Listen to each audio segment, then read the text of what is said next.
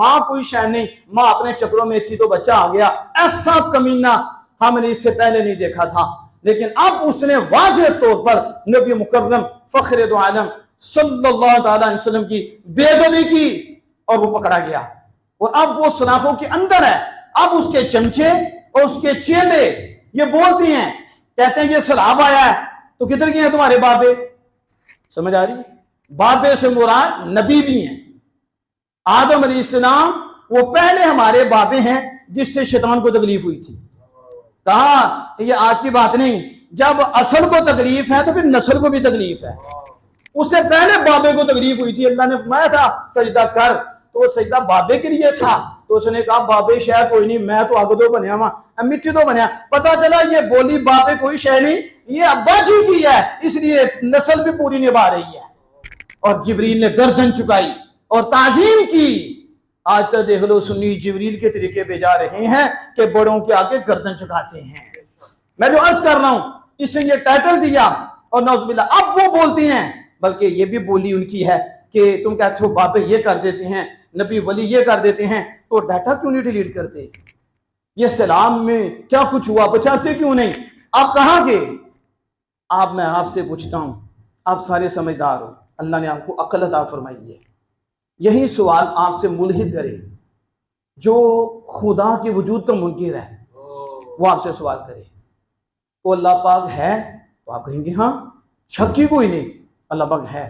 का मदद कौन करता है? तो आप कहेंगे अल्लाह ही करता है। वो सबका अकीदा है, बाकी तो अल्लाह के अता से करते हैं, अल्लाह ही करता है। तो फिर कहे अल्लाह कहाँ गया है? ये लफ्ज बोले अब क्यों नहीं बचा रहा? ये जो सलाब में डूब रहे हैं फलस्तीन में क्यों नहीं बचा रहा? ये डाटा क्यों नहीं डिलीट कर रहा?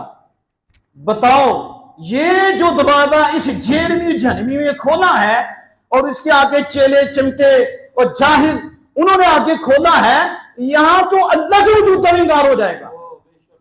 किसका होगा? होगा कि नहीं?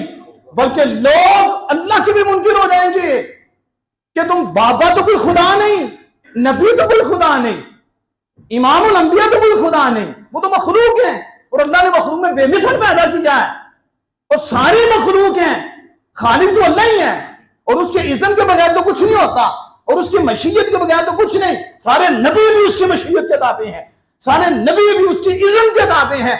उसका इज़्न होता है, आगे जरिया कोई भी हो, शान जिसको भी दे, लेकिन पीछे अल्लाह का हुक्म है, अल्लाह का आर्डर है, अल्लाह का इज़्न है। अल्लाह के इरादे के बगैर कुछ भी नहीं होता। इसका यह मतलब नहीं कि अल्लाह इख्तियार नहीं देता। ईसा अलैहिस्सलाम कहते हैं मैं मुर्दों को जिंदा करता हूं, लेकिन इज़्न रब का होता है। मैं शिफा देता हूं, लेकिन इज़्न रब का होता है। अब ये इज़्न रब की है, तो अब पूछो इनसे, क्या तुमसे कोई सवाल करे? कमीनो तुम्हारे सवाल की वजह से तो लोग खुदा से भी दूर हो जाएंगे। तो जवाब यही है कि खुदा ताला की ये फैसले हैं, खुदा ताला की हिकमतें हैं, कोई इसे नहीं जान सकता क्या हो रहा है। अब जिनके जुल्म हो रहा है, अल्लाह क्या उनके लिए है, क्या है? जो जुल्म कर रहे हैं उनके लिए क्या है? ये अल्लाह के फैसले हैं। वो चाहे सब कुछ कर सकता है, लेकिन फिर भी नहीं करता क्योंकि उसका फैसला है। वली नबी अल्लाह नहीं, जब अल्लाह का ये फैसला तो अल्लाह के फैसले के ताबे रहते हैं। आप समझ रहे हैं कि नहीं?